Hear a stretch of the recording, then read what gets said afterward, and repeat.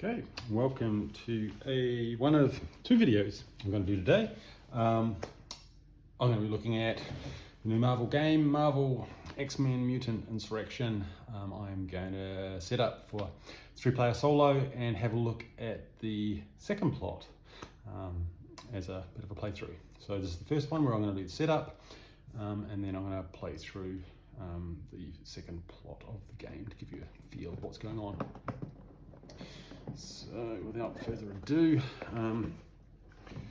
instructions, I might need them later. I've played through this 3 or 4 times, and I've resorted bits and pieces. Blackbird, which is handy. This is the threat measure, threshold. You need, I've selected all my cards. And so these are all in either tarot size slicks or Final Fantasy Flights supplies, the green ones for the smaller cards. I've got a storage solution that looks better than the box. I think the box insert's going to be gone fairly soon.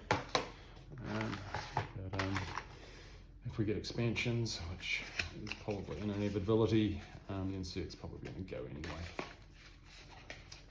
So inside this one, I've got my threat decks. So I'll build that first. That'll kind of determine the top of my. So you have a threat deck that you draw on once per round, and that goes from green through to yellow. Let's give this a bit of a shuffle. And red. When one of your threat decks runs out, you then take a card from the next highest one up, and if you run out of red ones, that is game over. And if you get to 15 threat, over 15 threat, then it's game over. These are mutant cards, new mutants and other mutants that you can collect during the game. I'll stick them here, I'll move them around in a minute. And there's a whole lot of guidance cards. I won't need those because I think I've got one of those already set up.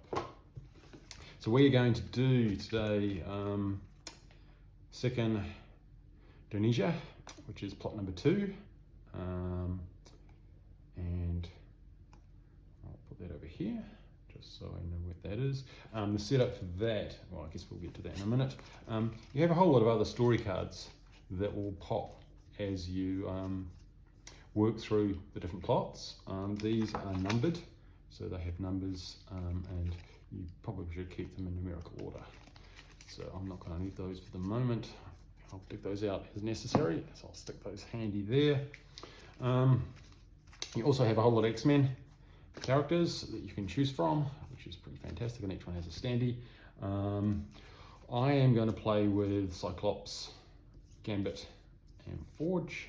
I randomly picked them for my last game through. It's just I'm just the most familiar with those, so it's going to make it easier so I'm not reading cards out all the time.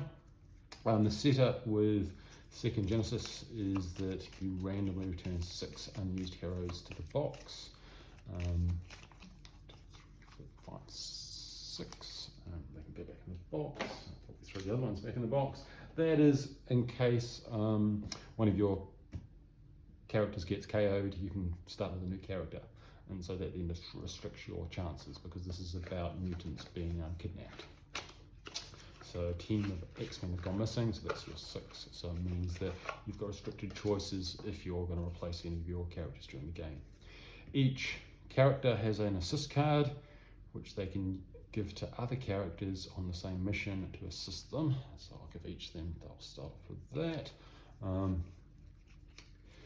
During the game, the characters form bonds that are either negative or positive, and that allows them to manipulate dice and do all the other things. So I'll put them in a proper place in a minute.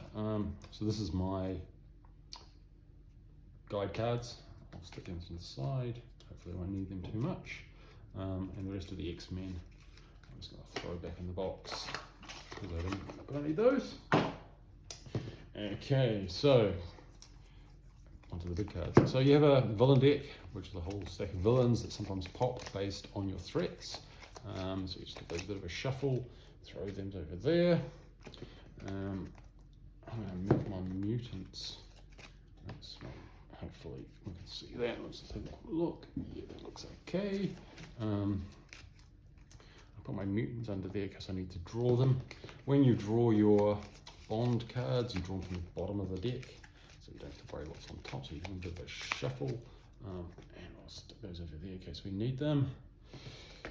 Then your missions are set up initially by continent, so you've got to sort your cards by continent. Obviously I just threw them back in the box after the last game, so that was a little bit, makes a bit more time now, but I can cope. I'll put those up actually.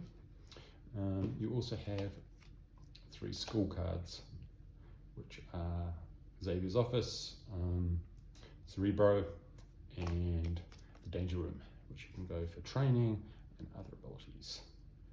You can deploy there during the game.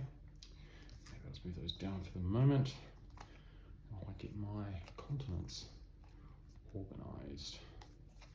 And there should be 5 in each continent pile. So I've obviously mucked that up. These are the other plot cards, and I will not need those, so they can go back in the box. So it's 4, 1, 2, 3, 4, 5. 1, 2, 3, 4, 5.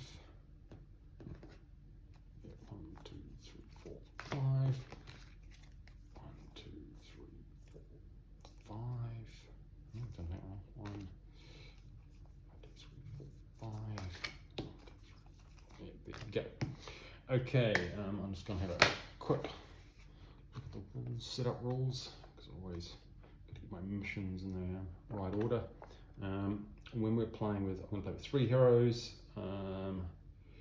We will return 1 of them to the box. I have 4. I've added a dice to my setup criteria because, funny enough, you need some random things to turn up all the time, and it's handy just to have a dice just to add a bit more randomisation.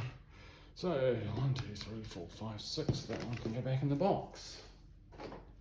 Okay, so I'll give those a quick shuffle, and they can go in order. So these are the missions that we'll be doing as we play through the game. And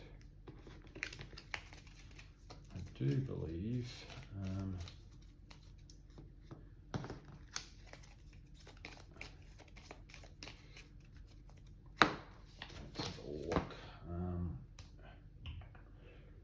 Threat deck, so we have a threat counter. I'm going to play on hard, so this will start at 6 on the yellow zone, and that's that done. I've got a set of dice which I'll put here, and I'll roll my dice over on here, which is going to be a little bit clumsy. I've also added some tokens that I use to determine, because I've got 3 heroes that I'm going to be using, they can, when you make them active in different orders. So I just put these down here so it helps me keep track of who's done what. Often I don't need them, but it's sometimes handy if something happens and I want to break the game. Okay, so that's the missions. I will need my characters. So I've got Forge, Cyclops, and Gambit. When you get the game, you only get 7 standees and you've got 16 X-Men. I rated my Elder Sign for stands that, so all of my X-Men have got stands kits. I need them.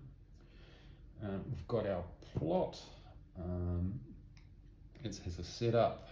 It says return 6 heroes, which I've done. Those heroes cannot be used. Then put New Blood 06A into play. So, that'll be where we have a look at our deck here, and we're going to get for 06, which is called New Blood. So that's a mission that starts. It's got 1 threat. And I do believe we flip 1 mission. We do. and that's where I have my dice. 1, 2, 3, 4, 5, 6, and that's my first mission. Oh, great! Silver Samurai villain, not the best one that I need. Never mind, is what it is.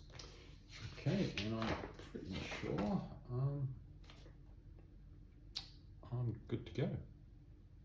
So there we go. That's set up for solo, normal difficulty. We're going to start playing plot number 2, Second Genesis. See you in the next video.